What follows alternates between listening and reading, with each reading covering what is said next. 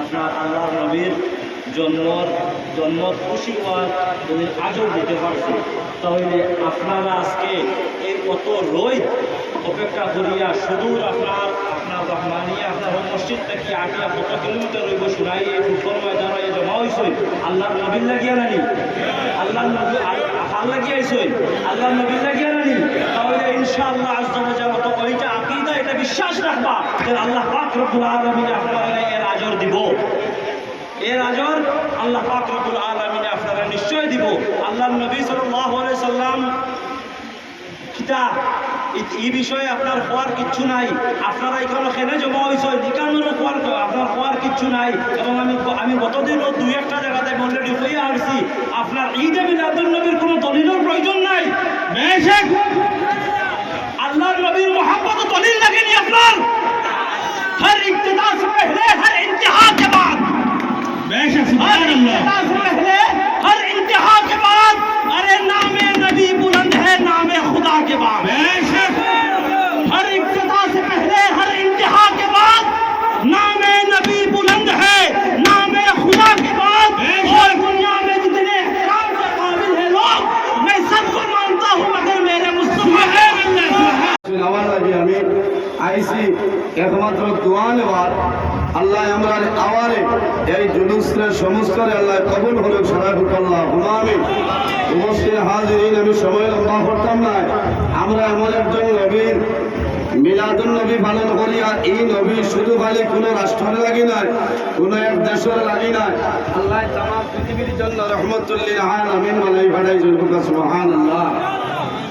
উপস্থিত হাজিরিন, এই নবীর আল্লাহ এমন ধরনের মজিজা দান করছেন, আমার নবীর আল্লাহ যে পরিমাণ মজিজা দান করছেন ওই কোনো নবী আপনার এই মজিজা আল্লাহ দান করছেন না, সুবহানাল্লাহ।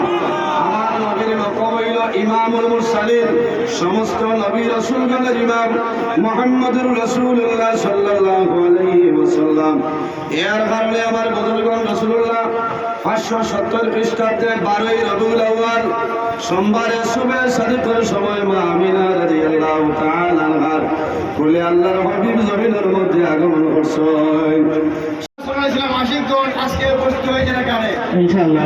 আমরা আশা করি আগামী দিনেও আমরা সুরান নবী মুহাম্মদ মুস্তাফা সাল্লাল্লাহু আলাইহি সাল্লামের এই দিনে শুভ আগমন দিবসে আমরা ইনশাআল্লাহ এটা পালন করব। মাশাআল্লাহ, ধন্যবাদ। সঙ্গে আমি একটা অনুরোধ রাখছি, বর্তমানে মাদ্রাসা যেগুলো আছে সেগুলো বাঁচানোর জন্য সুপ্রিম কোর্টে কেস চলছে, আপনাদের কাছে সহযোগিতার জন্য আমরা যোগাযোগ করব, আপনারা সহযোগিতা করবেন যাহাতে আমাদের মাদ্রাসাকে বাঁচাতে হবে না।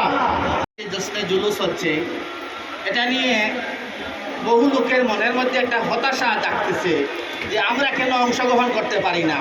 আমি কাছাড় জেলা ঈদে মিলাদুন নবীর কমিটির পক্ষ থেকে আপনাদেরকে উদান্ত আহ্বান এবং দাওয়াত পেশ করছি, আগামীতে আপনারা আমাদের সাথে মিশিত হয়ে ঈদে মিলাদুন নবী উদযাপন করেন, তাতে আমাদের কোনো আপত্তি নাই।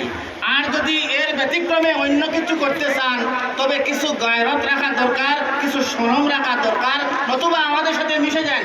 আমরা সংকীর্ণ মন নাই, আমাদের মন উদার করে আপনাদের গ্রহণ করবেন ইনশাআল্লাহ।